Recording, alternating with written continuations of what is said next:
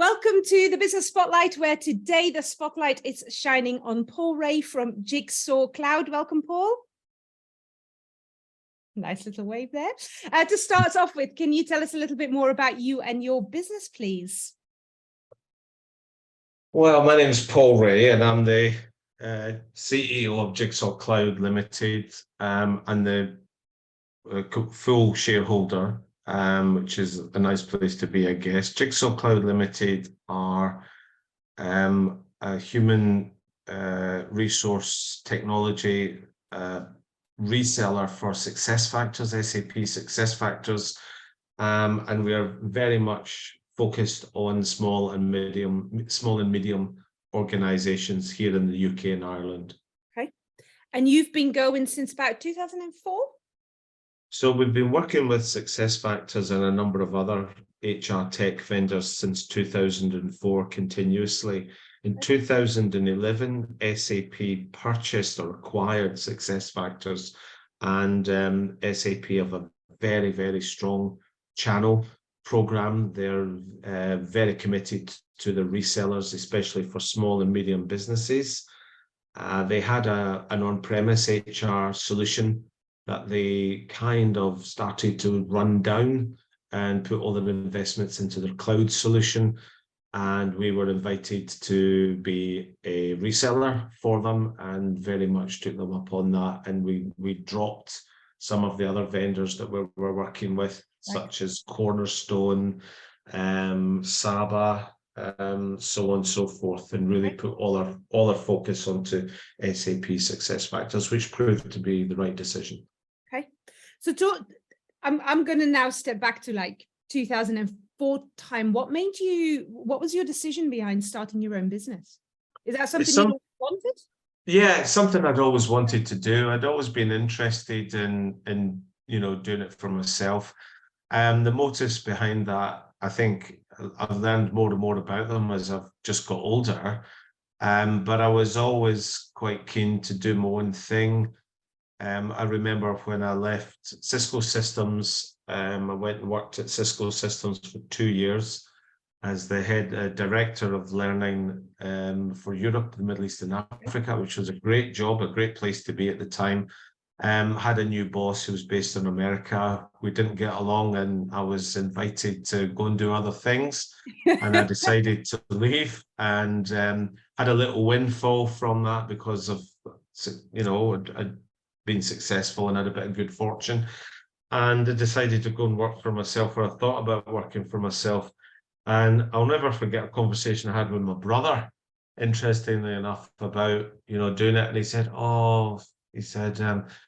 just shut up and go and do it. Everybody talks about working for themselves. Either shut up, stop boring me and go and do it, or shut up, stop boring me and go get a job. Nice. And I don't think he realized it at the time. But that really was the rocket that made me think, do you know what? He's just put it perfectly. Yeah. Stop talking about it, go and do it. And I went off and I started to work for myself, building on the things that I'd learned and seen at Cisco and what I thought was a gap in the market. Okay. And then it just evolved. And that was actually in 2002 that I incorporated Jigsaw. And it was in 2004 that we became SuccessFactors partners. Okay. So what have been some of your key learnings as a business owner? I would imagine there's quite a few, but which ones jump out at you? Well, I think the first thing about being a business owner is you have to really accept reality. You've got to have two things. You've got to have a vision. And you've got to have illusions of what you think you could do and how it would be. Yep. And then you've got to go and test that. And you've got to adapt very quickly to the feedback that you get. And that feedback may be you can't get any sales, so you better come up with something else. That feedback you don't keep customers. So you might have a think about, how you structure a business along those lines. But you never stop learning. You never stop learning about people, about yourself primarily. That was one of the things that really attracted me to it. You know, you can't hide, you can't pretend you're successful, you can't pretend that you're a failure. You really are putting yourself right out there. And that takes a lot of confidence and courage, which also I was very attracted to. You know, really have a go, really be that adventurer.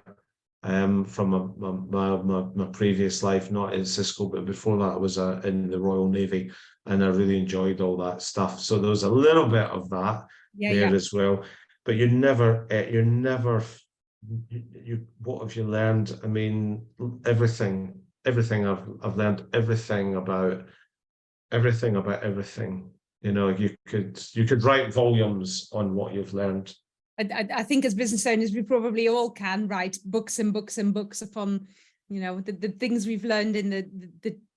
I think if I could summarize it, I think there's three things that you need to get right, and you need to focus everything around. You need to have your proposition.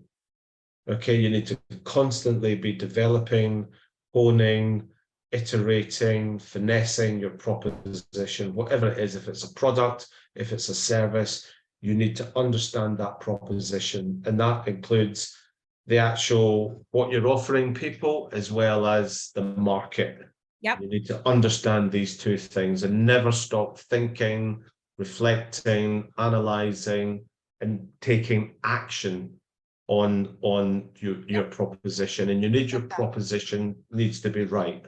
The other thing that you need to get right is your commercials.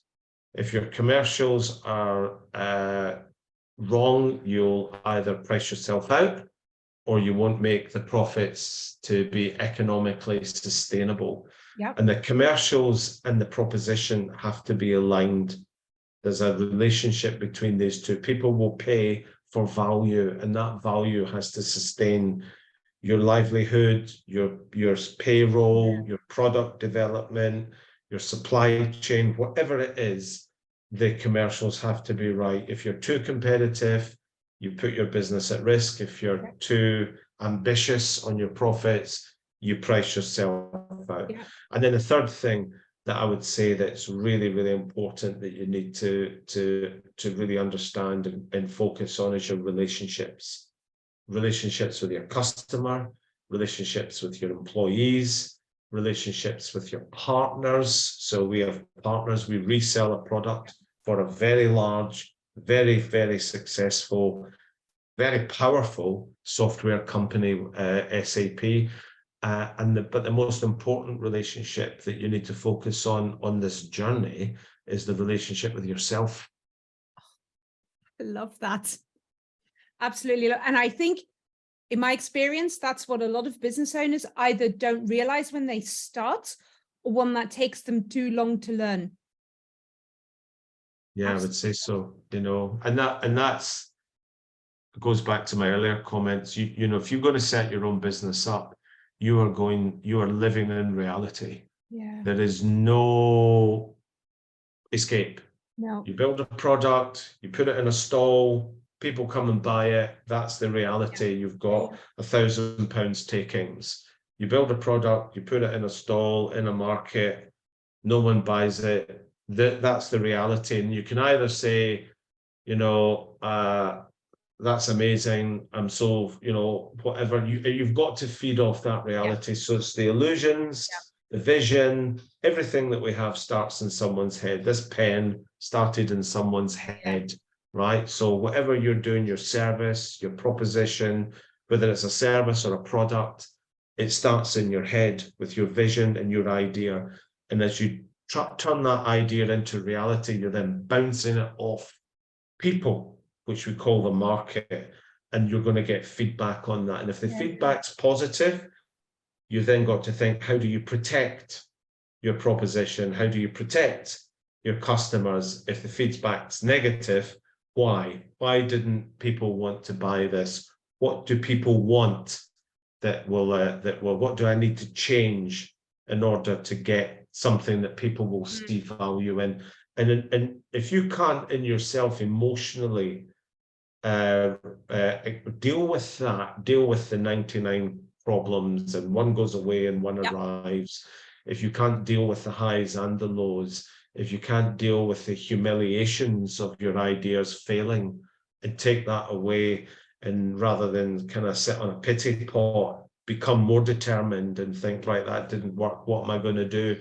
And put it back out there and keep going, and all the rest. If you can't deal with that, then you've got to learn about yourself, and you've got to learn about, you know, whether you're just cut out to do this and whether you want to go and do something else, or you've got to learn how to change yourself and accept and be grateful and just accept and get on with it, and make the adjustments and come up with new ways of thinking and new ideas. So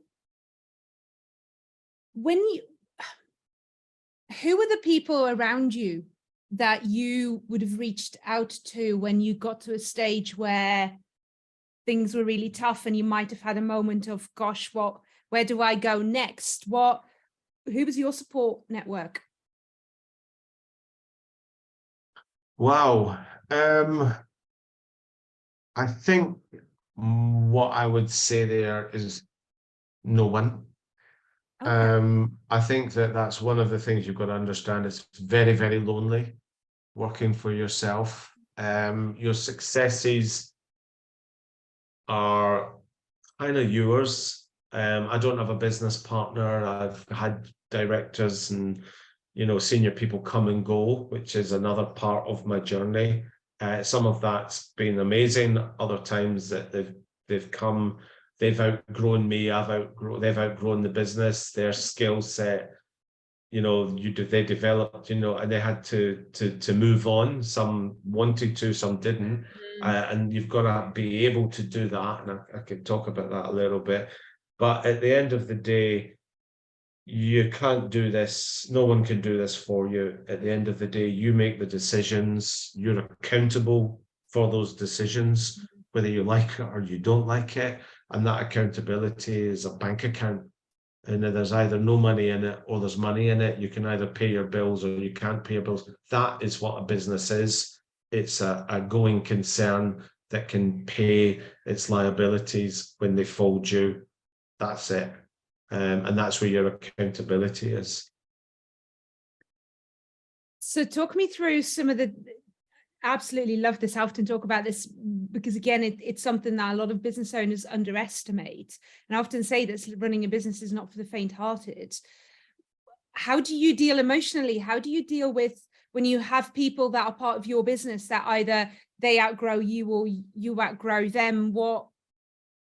How does that work for you? What's helped you in the past? It's a really interesting question, and it's the hardest part of if you start a business up, you need to be in love with your business. Yeah. Okay, you need a passion. If you don't have an absolute burning fire inside you for the concept of working on your own, to whatever it is your product is, whatever your service is, whatever your unique selling point, your differentiator will be, what you're trying to give to the market. If you don't have a burning passion for that, you're probably not going to be successful.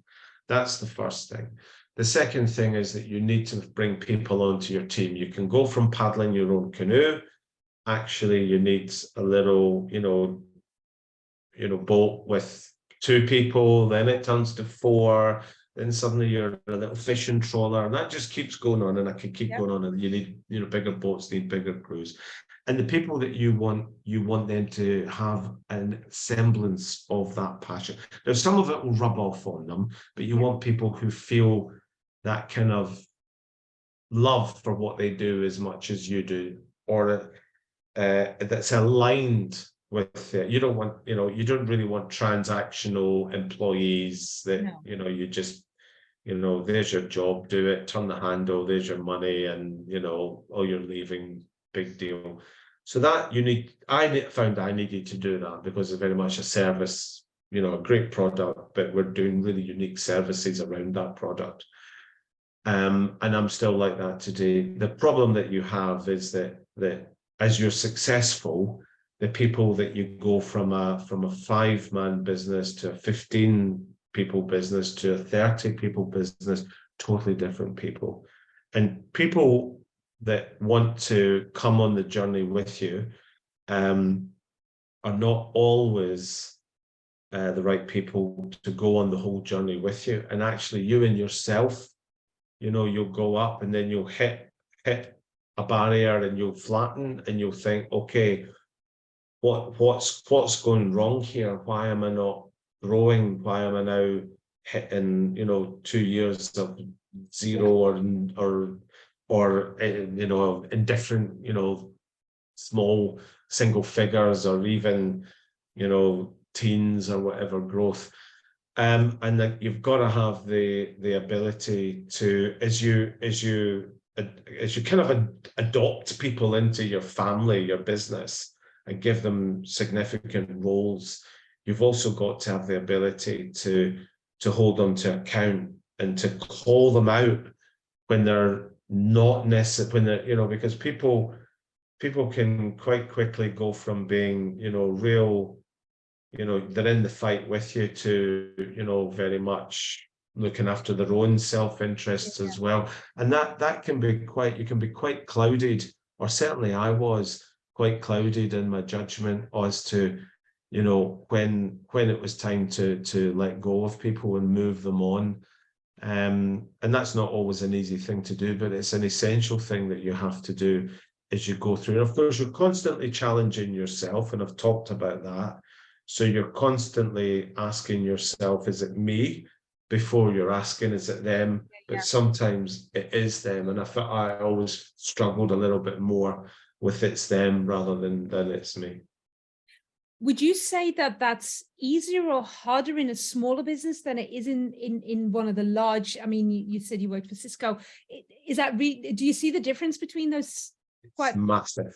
It's massive. If you're in a small company and you're running a small company, and that company is requires people, that all businesses require people, but the proposition requires the talents and capabilities of people that you're employing. So they're not just manual laborers. They're not, you know, they're not sort of, you know, painters and deck. Nothing wrong with painters and deck, but they're skilled. They're highly skilled. You expect them to be creative and innovative and complex problem solving and all this kind of stuff. Project management, relationship management. Really, you're paying people to contribute at an intellectual and an emotional level as well to the service proposition and the product proposition that you're offering.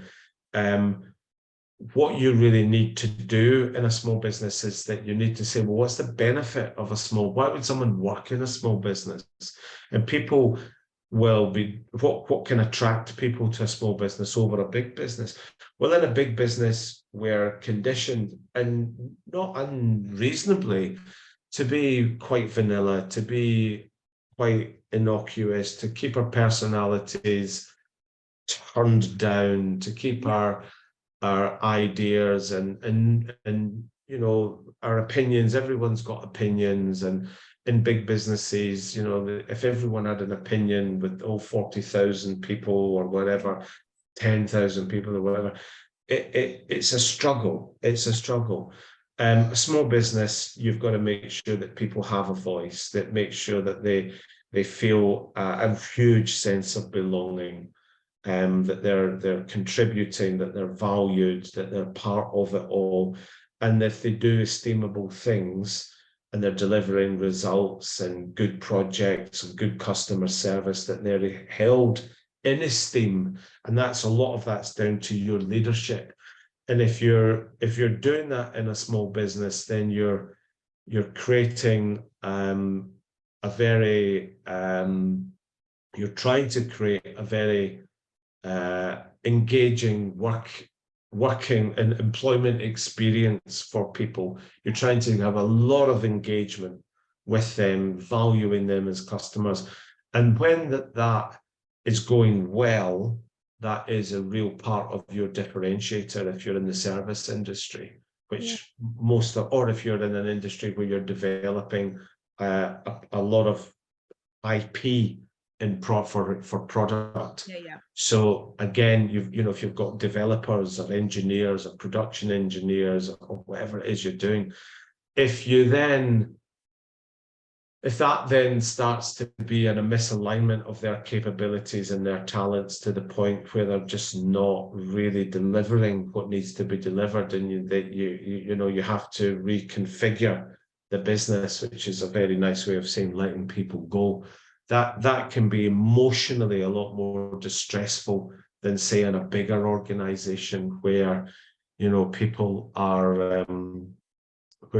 are used to being treated as a number or an employee number or whatever. So that comes with a lot, and that you have to learn how to do that in ways that are kind. You have to learn to do that with a lot more sensitivity, and kindness, and understanding in how you go about doing that, which it's not always been my experience, but I would say that that's one of the things that I've learned. I love that one. What are some of the things that still keeps you awake at night? Because this is an ever evolving, as a business, as an economy, as the world that we live in, that we were already talking about before we started recording this. But the answer to that question is a great question. Is everything and nothing. Okay. Right. Has it Everything changed and over the nothing. years? No. What's changed is I've changed, and it goes back to one of my strap lines. I've got 99 problems, and I'll always have 99 problems. Just always. 99 problems. And one goes away, another one comes. And whenever we have something to celebrate, a big win, we've acquired a new customer, we've got a go live, we've got a case study, in the back of my mind, I'm like, that's amazing. But next week, I'm going to be sideswiped by something. There's going to be a ball come left field at me. So the secret is what happens is you get more experienced. You learn to not get carried away with the highs, not let it go to your head and disappear up your own jacksie, right? which I've done. And I think a lot of people, when they set up their businesses, they kind of have a win, and then they think that's it. We're the next Beatles, and then reality comes along and smashes them in the chops. But likewise, when you have setbacks, they're setbacks, and they're setbacks. And this is everything. This is all that. Raising children, you have great things and you have setbacks. You have wonderful things that they do and make you proud, and then they drive you potty and disgrace you. If you follow a sports team, it doesn't go perfect. You don't get every decision. You don't win every match. You don't get 3 points. You don't win the European Cup every year on year. You have setbacks. You have highs. You have lows. And it's when I first started my business, I found that quite hard. Just the brutality of the setbacks, because no one's doing you favors. You put yourself out there, and no one's going to be kind to you, nor should they be. And the more successful you go, I mean, I've gone through a few 100,000 turnover to millions of turnover and winning a war. The more successful you are, the bigger the target on your back. And that's another thing you've got to be ready. If you're successful and you really start to forge ahead, they're going to look at you. They're going to work out what you're doing. They're going to try and copy, undercut. They're going to try and take your people. They're going to shoot at you. They're going and at first you think, how could they do that to me? I did this. This is all my. Go away and get your own idea. Get your own customer. They're going to come after your customers. Go away and get your own customers.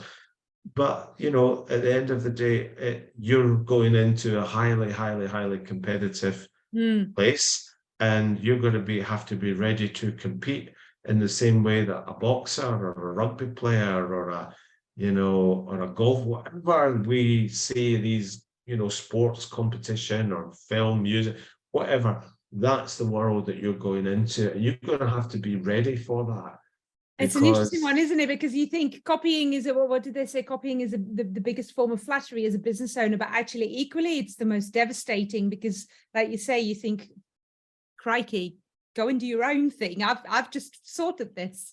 I've figured out how this works. And you're absolutely right. It is a form of flattery. But the other thing, it's quite interesting, and I've experienced a lot of people coming after my customers, trying to copy my business model, so on and so forth.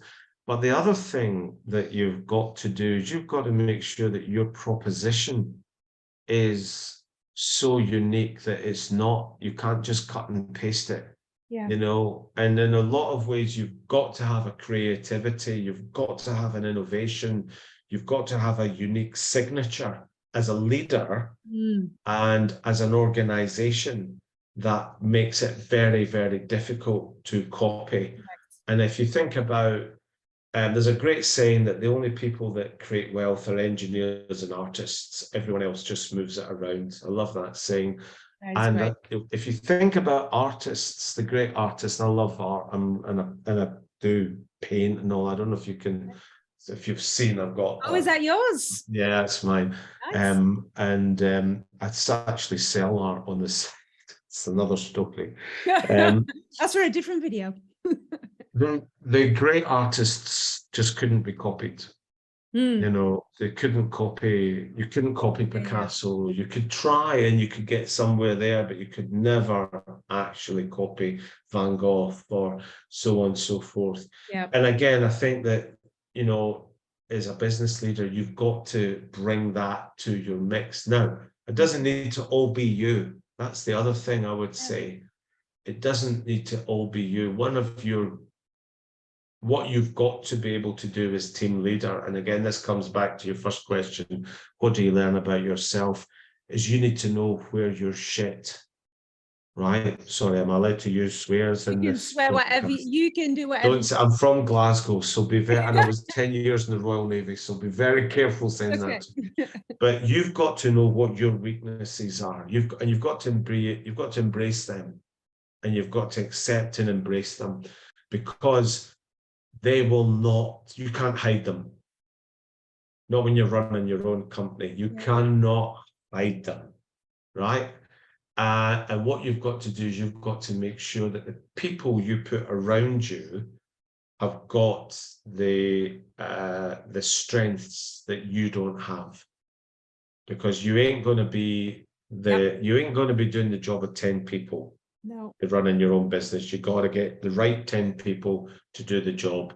You go from being an individual contributor to a small team leader to a manager to an executive. That's if you're successful in growing your business, and that's what you want to achieve. That's where you're going to go. You're going to make those steps. And if you can't see the flaws and gaps within yourself and say, I need somebody who's into the detail. I need somebody who will focus on this. I need somebody who's a better, more patient relationship manager. I need somebody who's better at dealing with difficult people, or whatever it is you can't do.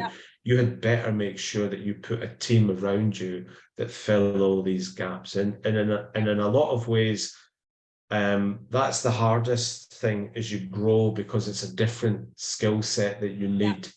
And I think the other thing that you've got to understand, that your job as a CEO, and we've got about 50 people at Jigsaw now, so it's still a micro, small business. It's not, you know, Microsoft. I'm not Bill Gates by any stretch. But what happens is you grow. You go from being the guy who's really in doing everything to the person who only deals with the problems.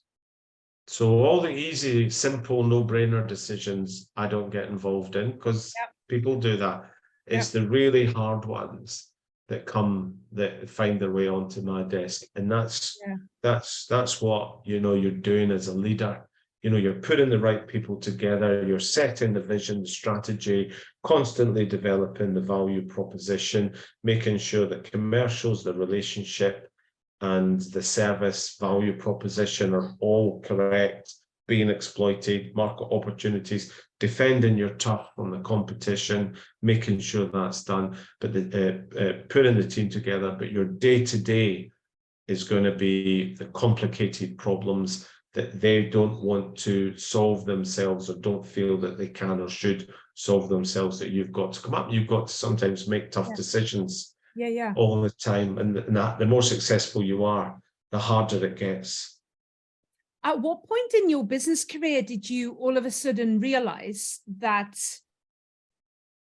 as the business would grow, you would become that leader that would do maybe only the really complicated decisions and no longer be that man on the floor? So if we take that back to the painter decorator analogy that you were using earlier, when you kind of went, I am going to have to stop painting the walls, I'm going to have a different role, because you started the business with the passion that you had for that particular industry. At what stage did you realize that you would have to let go of that? That's a great question, and I'm really challenged by your question, because I think there's elements that I've still not let go. You know, I'm still really very much involved in the sales and marketing, delivery and support and stuff. No, I don't. I've got a team that do that, and they do that well. I'm trying to build that team up so that I'm out of everything. So really, I would say that the answer to that question is straight away. If you're running a business and you do everything, there's something wrong, right?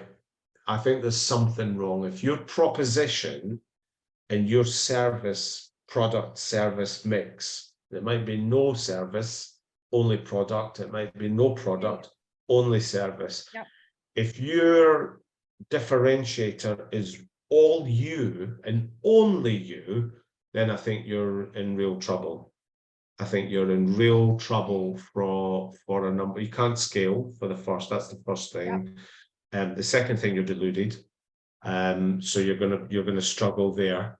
You know, just being deluded. And people that are deluded generally don't understand customers and don't understand employees, and just go round in circles, never learning, never growing, because they feed their delusion and everything's everyone else's fault and not them. I see a lot of egos that try and set up businesses and they crash, and then they spend all their time saying why it didn't work, or they sold it.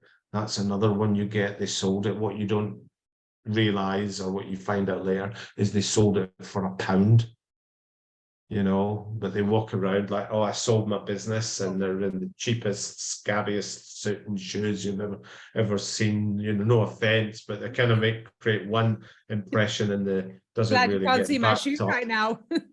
So there's an element of that, but you never stop. So really from the start, I realized I needed people to do delivery, because that wasn't A, what I wanted to do, or B, I never had the bandwidth to do the proposition development and the sales and marketing and do the delivery. So I had to have people. And then as I've grown, there's just been more, you know, you need a finance director, a portfolio finance director. You actually need an HR resource that knows what they're talking about, because you get yourself into a lot of trouble with HR if you start, you know, just winging it, doing your own thing like you think you might be able to when it's you and 3 other people.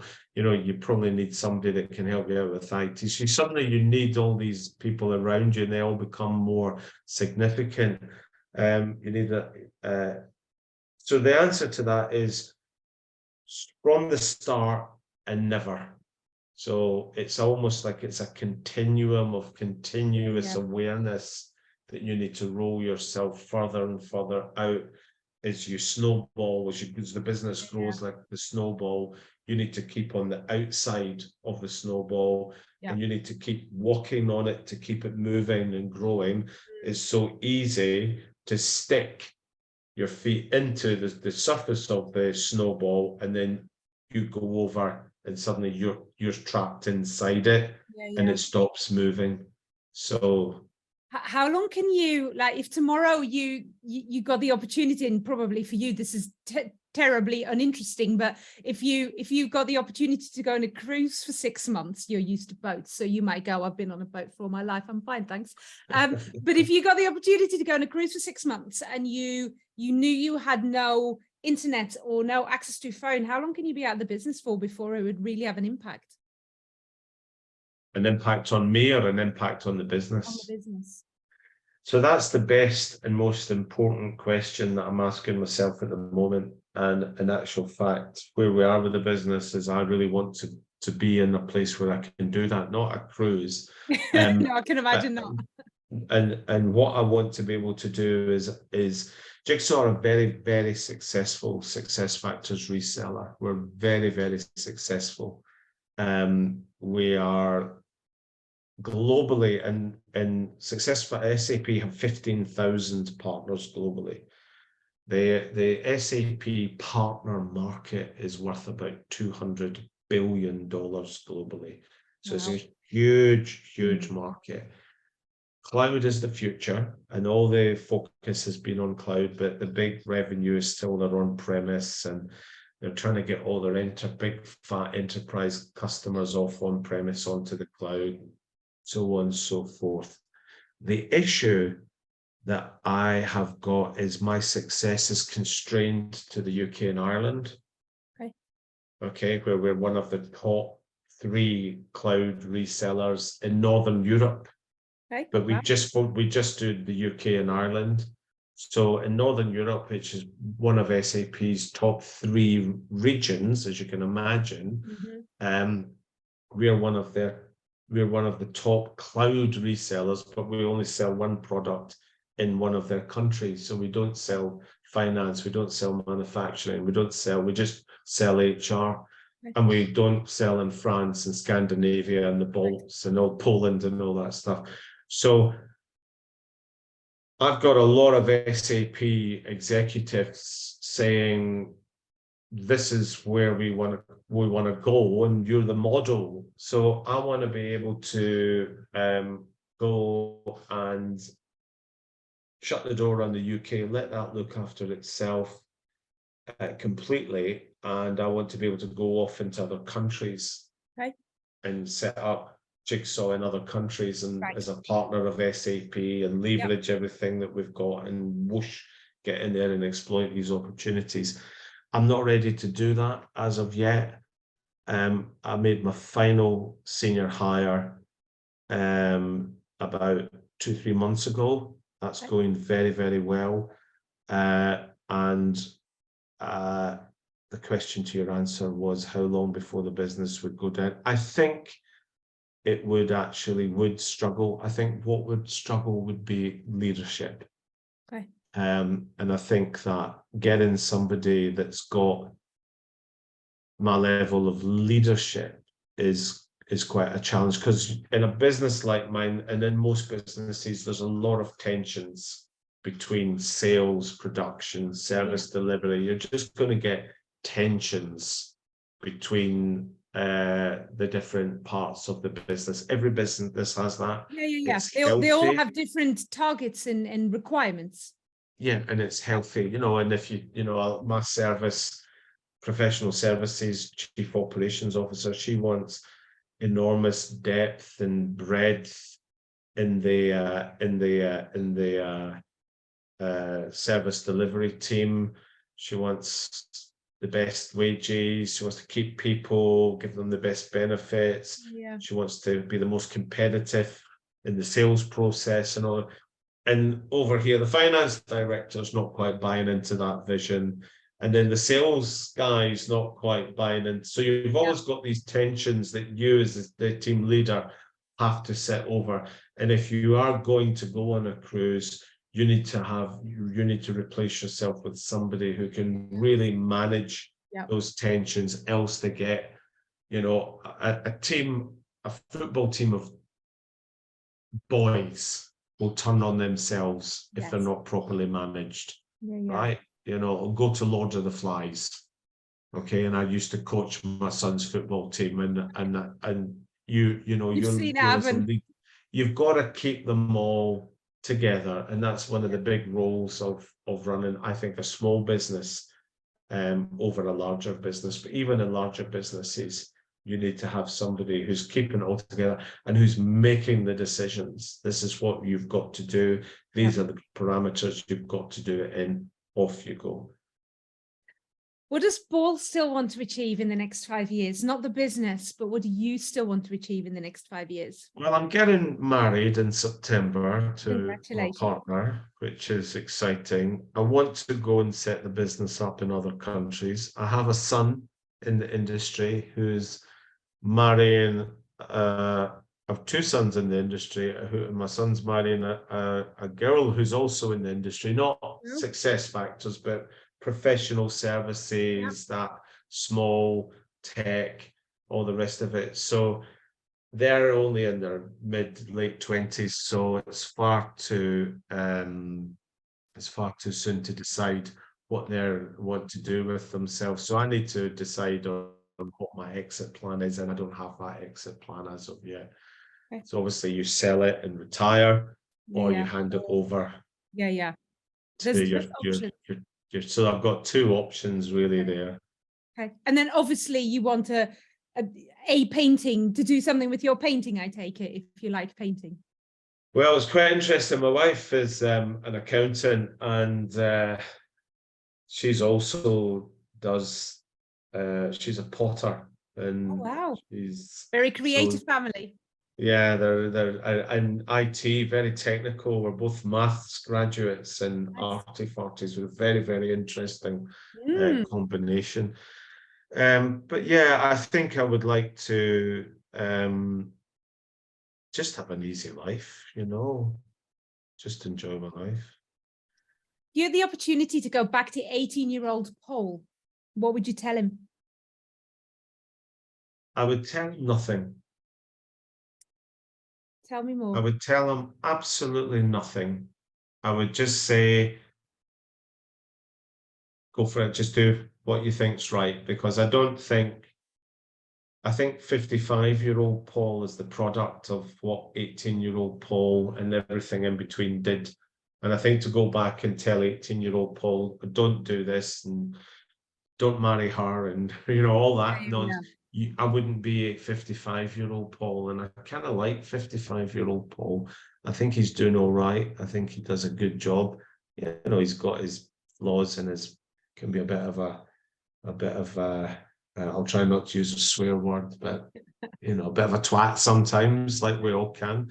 But do you know what? That's fine. So no, I wouldn't want to go back and give any kind of heads up and redo life at all. I think we are where we are. We don't always understand why we are where we are.